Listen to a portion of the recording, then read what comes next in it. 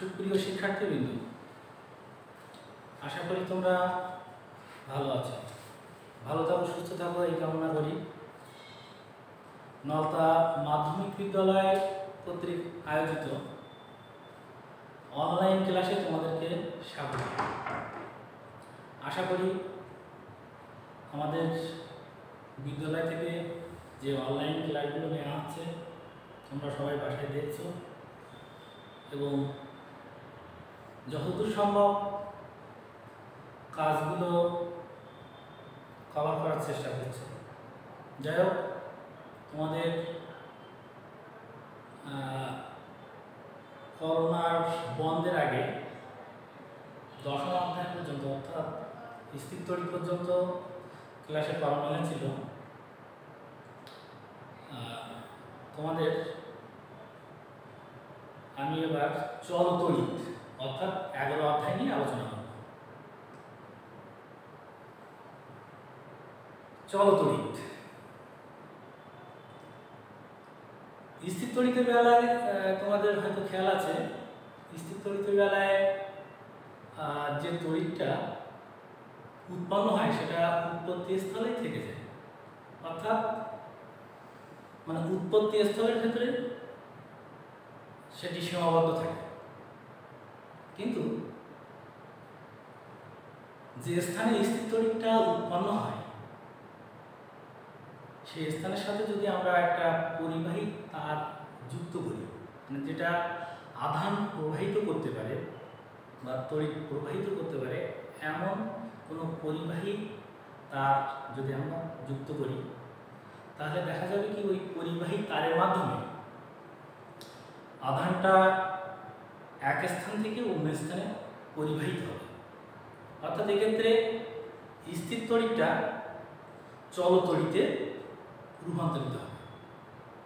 তার মানে এক্ষেত্রে আমরা জানতে পারলাম যে চলতড়িৎ বলতে কোনো পরিবাহী তারের মধ্য দিয়ে আধানের প্রবাহটাকেই আমরা বুঝি। আধানের প্রবাহ মানে তোমার বিদ্যুতের প্রবাহ বা চলতড়িতের উৎপত্তি। এখন এসব আধান জিনিসটা কি? আধান সম্পর্কে তোমাদের দশম অধ্যায়ে আলোচনা করা হয়েছিল। আধানটা হলো পদার্থ সৃষ্টিকারী যে সকল মৌলিক কণিকা আছে। পদার্থ সৃষ্টিকারী মৌলিক কণিকা যেমন ইলেকট্রন, প্রোটন এবং নিউট্রন। এখানে ইলেকট্রনের আধান হলো ঋণাত্মক, প্রোটনের আধান হলো ধনাত্মক এবং নিউট্রন হলো আধান নিরপেক্ষ, অর্থাৎ এর কোনো চার্জ নেই। তো এই যে পদার্থ সৃষ্টিকারী তিনটি মৌলিক কণিকা, এদের যে বৈশিষ্ট্যমূলক ধর্ম, সেই বৈশিষ্ট্যমূলক ধর্মটাই হলো আধান বা চার্জ। এই আধান বা চার্জের প্রবাহটাই হলো তড়িৎ প্রবাহ এবং এই তড়িৎ প্রবাহটাই হলো চলতড়িতের উদাহরণ। এখন এসব চলতড়িৎ কাকে বলে? তোমরা সবাই খাতা কলম বের করো এবং লেখো যে চলতড়িৎ কাকে বলে।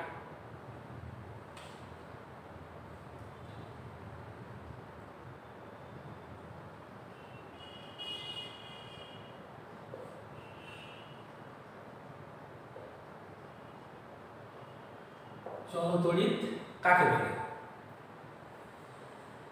যে তড়িৎ উৎপন্ন হয়ে উৎপত্তি স্থল থেকে পরিবাহী তারের মাধ্যমে এক স্থান থেকে অন্য স্থানে পরিবাহিত হয় তাকে চলতড়িৎ বলে। আমি আবারও বলছি, শোনো। যে তড়িৎ উৎপন্ন হয়ে উৎপত্তি স্থল থেকে পরিবাহী তারের মাধ্যমে এক স্থান থেকে অন্য স্থানে পরিবাহিত হয় তাকে চলতড়িৎ বলে। এখন শুধুমাত্র তড়িৎ উৎপন্ন হইলেই কি তোমার তড়িৎ প্রবাহের সৃষ্টি হবে? আসলে কিন্তু তা না। একটা উদাহরণ আমরা লক্ষ্য করি। মনে করো এখানে দুইটা একই আয়তনের পাত্র আছে। এখানে দুইটা একই আয়তনের পাত্র আছে এবং উহাদের ভিতরে কিছু তরল পদার্থ অর্থাৎ পানি দ্বারা মনে করো পূর্ণ আছে এবং উভয়ের পানির উচ্চতা সমান। এখন যেহেতু পানির উচ্চতা সমান, সুতরাং উহাদের দুই পাত্রের বিভব সমান। ধরে নিই এদের দুইটি পাত্রের পানির উচ্চতা সমান, সুতরাং এদের দুই পাত্রের বিভব সমান। এখন এই অবস্থায় যদি আমরা এদের মধ্যবর্তী কোনো স্থান থেকে একটি নল দ্বারা যুক্ত করি, তাহলে কি কিছু ঘটবে? অবশ্যই কোনো কিছু ঘটার কথা না, কারণ উভয়ের পানির উচ্চতা সমান, অর্থাৎ উভয়ের বিভব সমান। তাই এক পাত্র থেকে আরেক পাত্রে পানি যাওয়ার কোনো সম্ভাবনা নেই। কিন্তু যদি বিষয়টা এমন হতো যে একটা পাত্রের পানির উচ্চতা বেশি আছে আর একটা পাত্রের পানির উচ্চতা কম আছে, মনে করো প্রথম পাত্রের পানির উচ্চতা বেশি এবং দ্বিতীয় পাত্রের পানির উচ্চতা কম। এক্ষেত্রে যদি আমরা এই দুইটা পাত্রের ভিতরে একটি পরিবাহী নল দ্বারা সংযুক্ত করি, তাহলে দেখা যাবে কি প্রথম পাত্র থেকে দ্বিতীয় পাত্রের দিকে পানিটা প্রবাহিত হবে, অর্থাৎ উচ্চ বিভব থেকে নিম্ন বিভবের দিকে পানিটা পরিবাহিত হবে। ঠিক তেমনি বিদ্যুৎ পরিবাহিত হওয়ার জন্য একটি পরিবাহী তারের প্রয়োজন আছে এবং তার দুই প্রান্তের বিভব পার্থক্য থাকারও প্রয়োজন আছে। যদি দুই প্রান্তের বিভব না থাকে তাহলে তাদের মধ্যে দিয়ে কোনো বিদ্যুৎ প্রবাহিত হবে না। তা যেহেতু আমাদের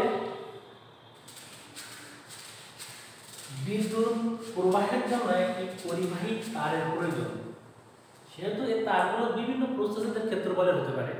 সেটা হতে পারে মোটা তার অথবা চিকন তার।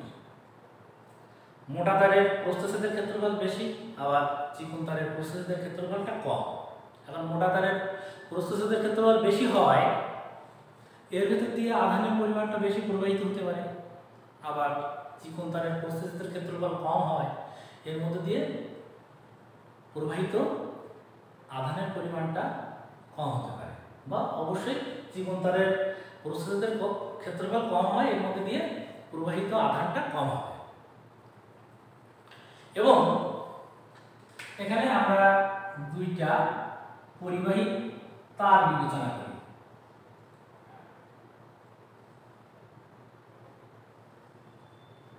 এবং একটা হলো A1 আর একটা হলো A2, এদের প্রস্থচ্ছেদের ক্ষেত্রফল A1 আর A2।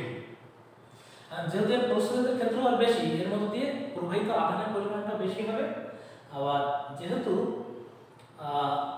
দ্বিতীয় তারটির প্রস্থচ্ছেদের ক্ষেত্রফল কম, সুতরাং এর মধ্যে দিয়ে প্রবাহিত আধানের পরিমাণটা কম হবে। তাই আধান প্রবাহের জন্য একটা নির্দিষ্ট সময়ের প্রয়োজন আছে। এটা মনে করি প্রথম পরিবাহী আর এটা হলো দ্বিতীয় পরিবাহী। একটা নির্দিষ্ট সময় ধরে যদি উহাদের মধ্যে দিয়ে বা টি সময় ধরে যদি একটি নির্দিষ্ট পরিমাণ আধান পরিবাহিত হয়, তাহলে সেক্ষেত্রে আমরা বলতে পারি যে টি সময়ে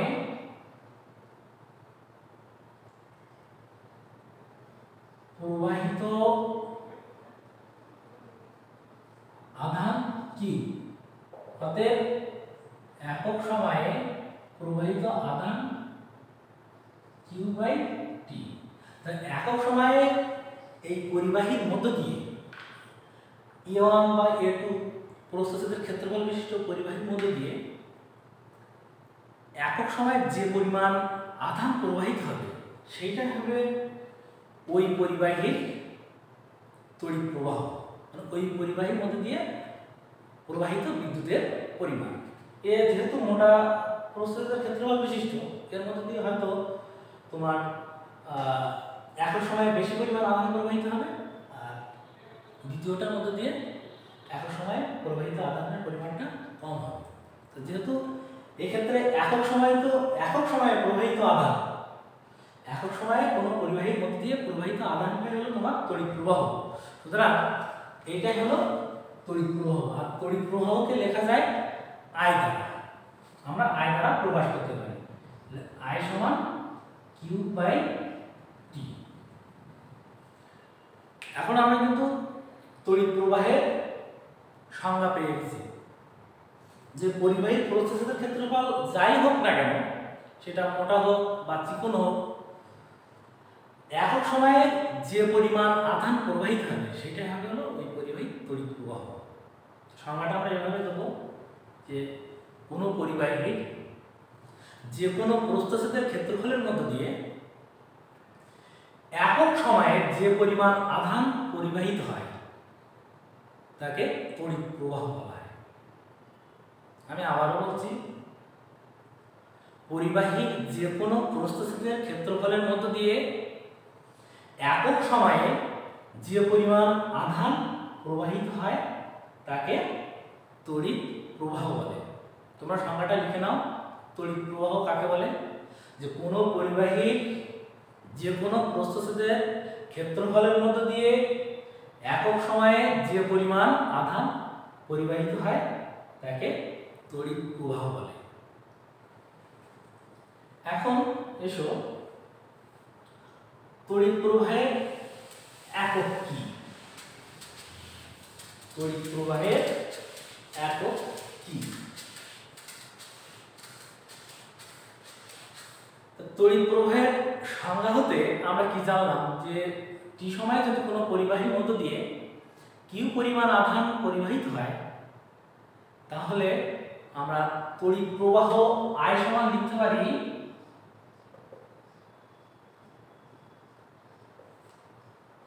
I সমান কিউ বাই টি, যেখানে কিউটা হলো আধান আর টি হলো সময়। আমরা দশম অধ্যায়ে শিখছি আধানের একক হলো কুলম্ব।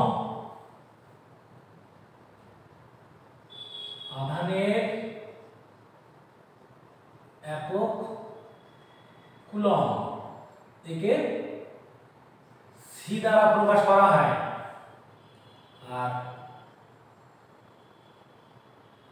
সময়ের একক সেকেন্ড, একে এস দ্বারা প্রকাশ করা হয়।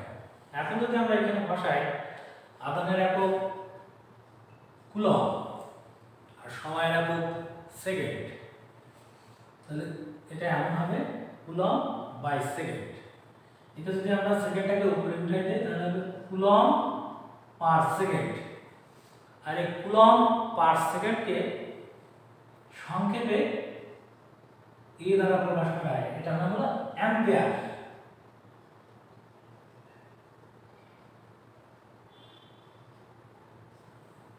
তাহলে আমরা তড়িৎ প্রবাহের একক জানলাম কুলম্ব পার সেকেন্ড, একে এ দ্বারা প্রকাশ করা হয়, অথবা সংক্ষেপে অ্যাম্পিয়ার বা অ্যাম্পিয়ারকে সংক্ষেপে এ দ্বারা প্রকাশ করা হয়। অর্থাৎ তড়িৎ প্রবাহের একক হলো অ্যাম্পিয়ার। এখন আমরা অ্যাম্পিয়ারের সংজ্ঞা শিখব যে 1 অ্যাম্পিয়ার বা সংক্ষেপে অ্যাম্পিয়ার কাকে বলে। 1 অ্যাম্পিয়ার বা সংক্ষেপে অ্যাম্পিয়ার কাকে বলে? লিখে নাও 1 অ্যাম্পিয়ার বা অ্যাম্পিয়ার কাকে বলে?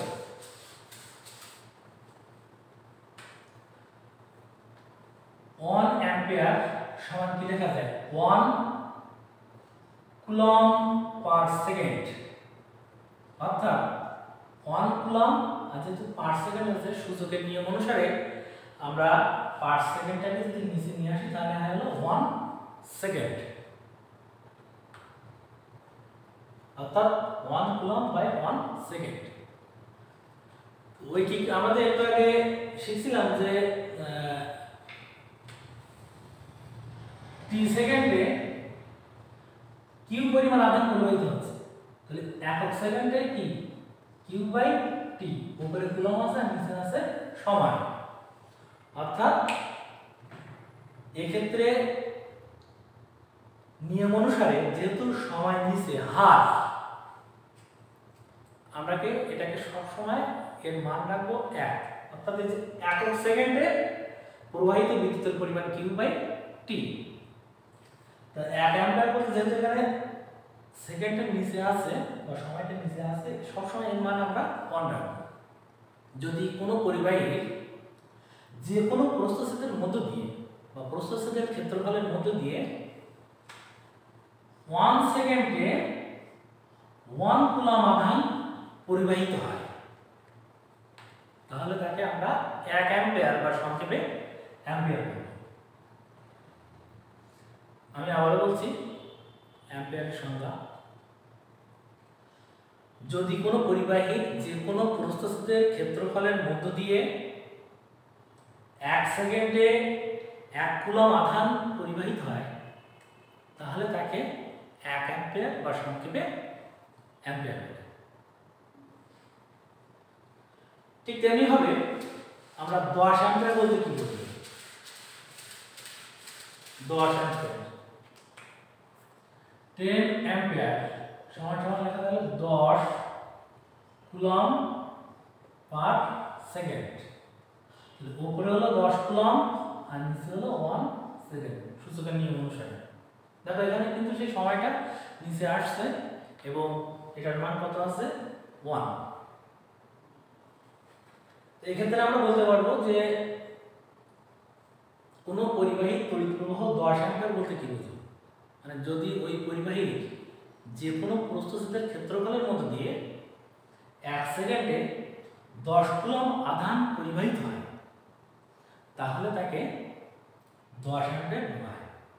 তাহলে কোনো পরিবাহীর তড়িৎ প্রবাহ 10 অ্যাম্পিয়ার বলতে বোঝায় যদি ওই পরিবাহীর যে কোনো প্রস্থচ্ছেদের ক্ষেত্রফলের মধ্য দিয়ে 1 সেকেন্ডে 10 কুলম আধান পরিবাহিত হয়, তাহলে তাকে ওই পরিবাহীর তড়িৎ প্রবাহ 10 অ্যাম্পিয়ার বলা হয়। ঠিক তেমনি ভাবে আমরা কি অন্যগুলো পারবো না? 5 অ্যাম্পিয়ার বলতে কি বুঝবো আমরা? 5 অ্যাম্পিয়ার সমান হলো 5 কুলম পার সেকেন্ড। তাহলে উপরে থাকবে 5 কুলম আর নিচে আসবে 1 সেকেন্ড। অর্থাৎ যদি কোনো পরিবাহী যে কোনো প্রস্থচ্ছেদের ক্ষেত্রফলের মধ্য দিয়ে 1 সেকেন্ডে 5 কুলম আধান পরিবাহিত হয়, তাহলে তাকে ওই পরিবাহীর তড়িৎ প্রবাহ 5 অ্যাম্পিয়ার বলা হয়। আশা করি তোমরা বুঝতে পেরেছো।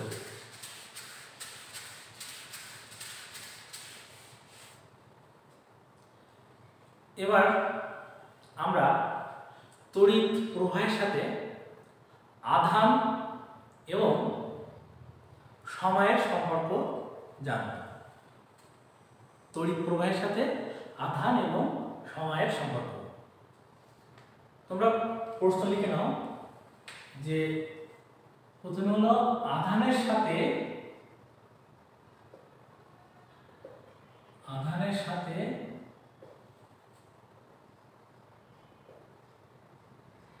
তড়িৎ প্রবাহের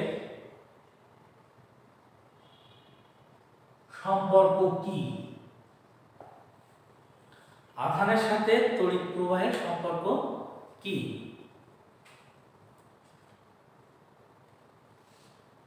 তো আমরা তো তড়িৎ প্রবাহের সংজ্ঞা জেনে আসছি, সেক্ষেত্রে তোমরা তড়িৎ প্রবাহের প্রথম সংজ্ঞা দিয়ে নিবা। সংজ্ঞাটা হলো যে কোনো পরিবাহীর যে কোনো প্রস্থচ্ছেদের মধ্য দিয়ে একক সময়ে যে পরিমাণ আধান পরিবাহিত হয় তাকে ওই পরিবাহীর তড়িৎ প্রবাহ বলা হয়। যদি কোনো পরিবাহীর যে কোনো প্রস্থচ্ছেদের মধ্য দিয়ে টি সময়ে কিউ পরিমাণ আধান প্রবাহিত হয়, তাহলে আমরা তড়িৎ প্রবাহের সংজ্ঞা অনুসারে লিখতে পারি I সমান কিউ বাই টি। I সমান কিউ বাই টি। এখন যদি একটা নির্দিষ্ট সময়ব্যাপী কোনো পরিবাহীর যে কোনো প্রস্থচ্ছেদের মধ্য দিয়ে বিদ্যুৎ প্রবাহিত হয় বা তড়িৎ প্রবাহিত হয়, সেক্ষেত্রে আমরা সময়টাকে ধ্রুব রাখতে পারি। মনে করি এখানে বিভিন্ন প্রস্থচ্ছেদের বা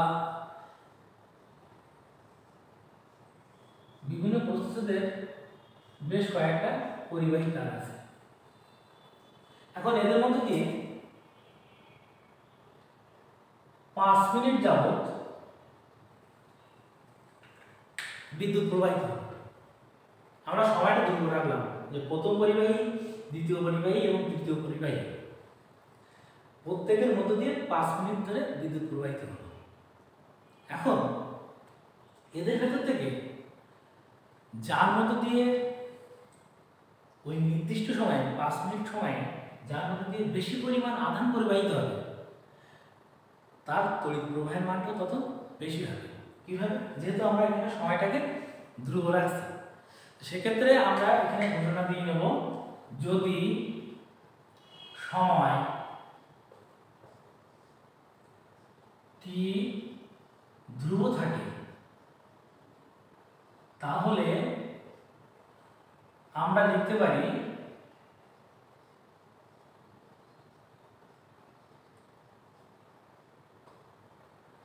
I সমান সমান, যদি টি ধ্রুব তাহলে 1/t আকারে আসে। 1 যেহেতু একটা ধ্রুব সংখ্যা, টিকেও আমরা ধ্রুব ধরে নিয়ে নিচ্ছি, সুতরাং এখানে I সমান ধ্রুব ইনটু কিউ, বা I সমান ধ্রুব উঠে ফিজিক্সের নিয়ম অনুসারে আসে কিউ, অর্থাৎ তড়িৎ প্রবাহ আধানের সমানুপাতিক। আধান যত বৃদ্ধি পাবে প্রবাহিত বিদ্যুতের পরিমাণ তত বৃদ্ধি পাবে, আধান যত হ্রাস পাবে মানে প্রবাহিত আধানের পরিমাণ যত হ্রাস পাবে বিদ্যুৎ প্রবাহের মানও তত হ্রাস পাবে, অর্থাৎ আধান তড়িৎ প্রবাহের সমানুপাতিক। এই প্রশ্নটা তোমরা আবার শুনে নাও যে আধানের সাথে তড়িৎ প্রবাহের সম্পর্ক কি। প্রথমে আমরা তড়িৎ প্রবাহের সংজ্ঞা দিয়ে নেব যে কোনো পরিবাহীর যে কোনো প্রস্থচ্ছেদের ক্ষেত্রফলের মধ্য দিয়ে একক সময়ে যে পরিমাণ আধান পরিবাহিত হয় তাকে ওই পরিবাহীর তড়িৎ প্রবাহ বলা হয়। এখন যদি কোনো পরিবাহীর যে কোনো প্রস্থচ্ছেদের ক্ষেত্রফলের মধ্য দিয়ে টি সময়ে কি পরিমাণ আধান পরিবাহিত হয় তাহলে সংজ্ঞা অনুসারে আমরা লিখতে পারি I সমান q/t। যদি সময় টি ধ্রুব থাকে তাহলে আমরা লিখতে পারি I সমান ধ্রুব ইনটু কিউ বা I সমানুপাতিক কিউ, অর্থাৎ তড়িৎ প্রবাহ আধানের সমানুপাতিক। যদি প্রবাহিত আধানের পরিমাণ বৃদ্ধি পায় তাহলে তড়িৎ প্রবাহের মান বৃদ্ধি পাবে, বা প্রবাহিত আধানের পরিমাণ যদি হ্রাস পায় তাহলে তড়িৎ প্রবাহের মানও হ্রাস পাবে। এখন আমরা সময়ের সাথে তড়িৎ প্রবাহের সম্পর্ক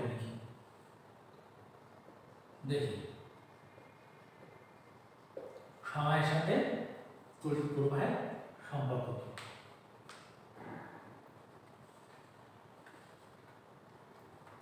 এক্ষেত্রে আমার সময়টা নির্দিষ্ট না, বিভিন্ন সময়ে যদি একই পরিমাণ, মনে করি এই প্রথম পরিবাহীর ক্ষেত্রে 2 মিনিটে 50 কুলম্ব আধান প্রবাহিত, 150 কুলম্ব আধান প্রবাহিত হয়েছে। আমরা ধরে নিই যে প্রথম পরিবাহীর ক্ষেত্রে 2 মিনিটে 150 কুলম্ব আধান প্রবাহিত হয়েছে, দ্বিতীয়টার ক্ষেত্রে ওই 2 মিনিটে 300 কুলম্ব আধান প্রবাহিত হয়েছে। সরি,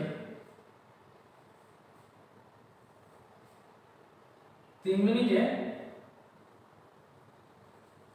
এর মধ্যে দিয়ে মনে করো 100 কুলম্ব আধান প্রবাহিত হয়েছে, এবং তৃতীয় পরিবাহীর ক্ষেত্রে 4 মিনিটে 50 কুলম্ব আধান পরিবাহিত হয়েছে।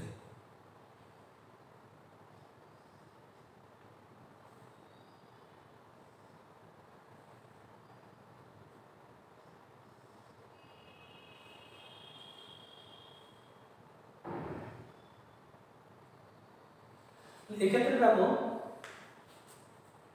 সরি আমরা আরো দেখো, মনে করি প্রথম পরিবাহীর ক্ষেত্রে 2 মিনিটে 150 কুলম্ব আধান প্রবাহিত হয়েছে, দ্বিতীয় পরিবাহীর মধ্যে দিয়ে 3 মিনিটে 150 কুলম্ব আধান পরিবাহিত হয়েছে এবং তৃতীয় পরিবাহীর মধ্যে দিয়ে 4 মিনিটে 150 কুলম্ব আধান পরিবাহিত হয়েছে। এখানে দেখো সবার ক্ষেত্রে আধান একই আছে, কিন্তু প্রথমটার ক্ষেত্রে 2 মিনিট, দ্বিতীয়টার ক্ষেত্রে 3 মিনিট এবং তৃতীয়টার ক্ষেত্রে ঠিক একই পরিমাণ আধান প্রবাহিত হতে আমাদের প্রথমটার ক্ষেত্রে কম সময়, দ্বিতীয়টার ক্ষেত্রে বেশি সময় এবং তৃতীয়টার ক্ষেত্রে আরো বেশি সময় লাগছে।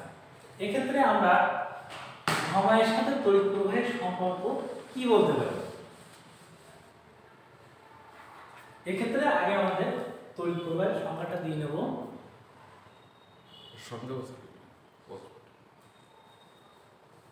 তড়িৎ প্রবাহের সংখ্যাতে আমরা জানি যে কোনো পরিবাহীর যে কোনো প্রস্থচ্ছেদের ক্ষেত্রফলের মধ্য দিয়ে একক সময় যে পরিমাণ আধান পরিবাহিত হয় তাকে ওই পরিবাহীর তড়িৎ প্রবাহ বলা হয়। এখন যদি কোনো পরিবাহীর মধ্য দিয়ে টি সময়ে কি পরিমাণ আধান পরিবাহিত হয়, তাহলে তড়িৎ প্রবাহের সংখ্যা অনুসারে আমরা লিখতে পারি I সমান Q/T। এক্ষেত্রে আমরা টিটাকে ধ্রুব রাখছিলাম। এবার যেহেতু তিনটা পরিবাহীর মধ্য দিয়ে একই পরিমাণ আধান ভিন্ন ভিন্ন সময়ে পরিবাহিত হয়েছে, সুতরাং আমরা আধানটাকে ধ্রুব রাখতে পারি। এখন যদি আধান কিউ ধ্রুব হয়,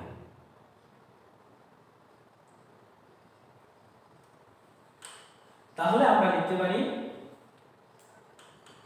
I সমান ধ্রুব ইন্টু 1/t, যেহেতু এখানে কিউ আমরা ধ্রুব ধরে নিয়েছি,